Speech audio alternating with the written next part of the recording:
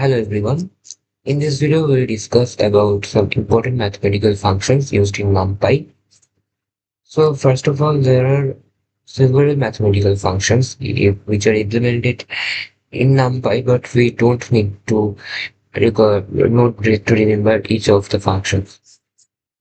Generally, we don't use all the functions too much in our program, but when we need this, we can simply refer to the MDN reference. We can search it to Google. But obviously, we must know the basic ones.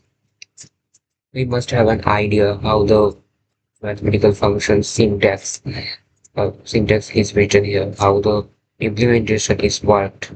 We must have an idea and we must know the basics of operations at all.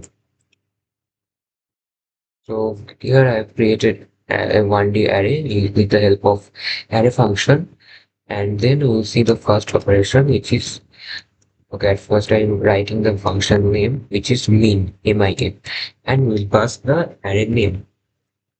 And by the name, it's clear to you that it gives us the minimum element of the array. So here, as you can see, the minimum element is 1. The answer is 1. And the same type of code is max. Same type of function is max, and this will give us the maximum. I mean, which is the maximum element in this array. Okay, so it's 5 and the result is 5. Now the syntax, now the name of the function is a little bit different, which is argmin. Argmin gives us the index of the minimum element. So here the minimum element is 1, which is at the 0th index. So result is 0. Then similarly, we have a function which is argmax. Similarly, it will give us the index of the maximum element in an array, which is here 4, because the maximum element is 5 is located at the 4th index. So the result is 4 here. Okay, I think up to this it is very clear to you, and in fact, you must have an idea from the name. Because when you were given a function name min, then you must have an idea that it may give the minimum. Or when you see the function called max, then you should have the idea that it will give us the maximum element, right? Okay. So next, sum. This is very important. Sum gives us the summation of all the elements of the array.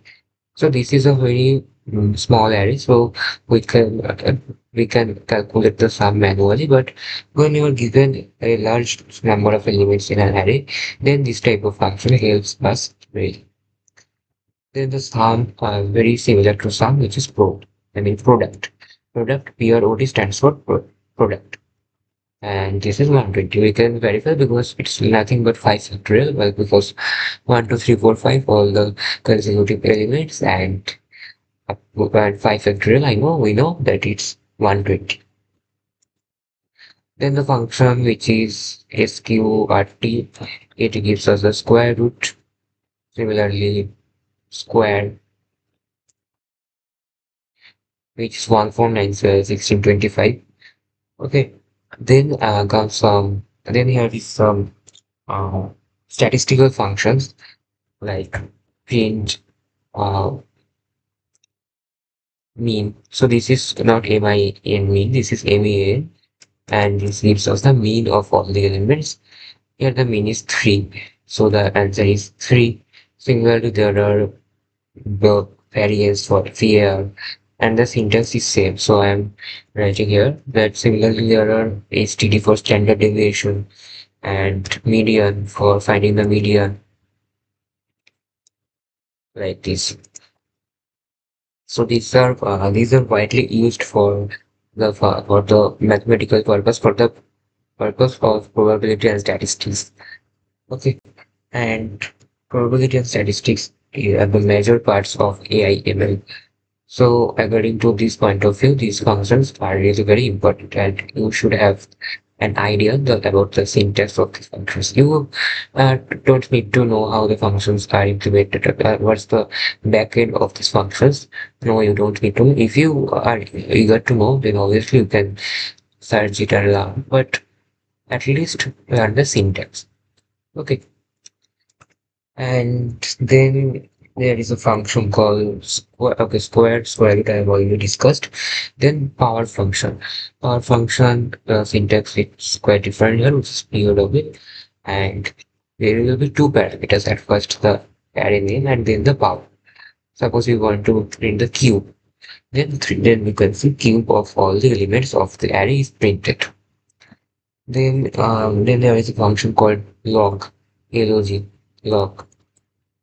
Yeah. So by default, when nothing is mentioned, it gives us the log where the base is e, I mean the exponential. And if you write log 10, then the base will be 10. Okay, if you write log 2, then the base will be 2. Okay, and there are some functions for round off, like print np dot round. Suppose you want to round off 3.14. So we will give 3. But when you want to 3.78, then you will give it 4. So generally these are the most useful mathematical functions used in Numpy. But apart from these, there are also some more useful functions, but these are most common. And if you want to know other functions, if when you need some mathematical functions in NumPy and you want to know if there exist any functions for this mathematical operation, you can obviously search it to Google, but you don't need to memorize all of the functions. Okay, so this is about today's video. Thank you for watching.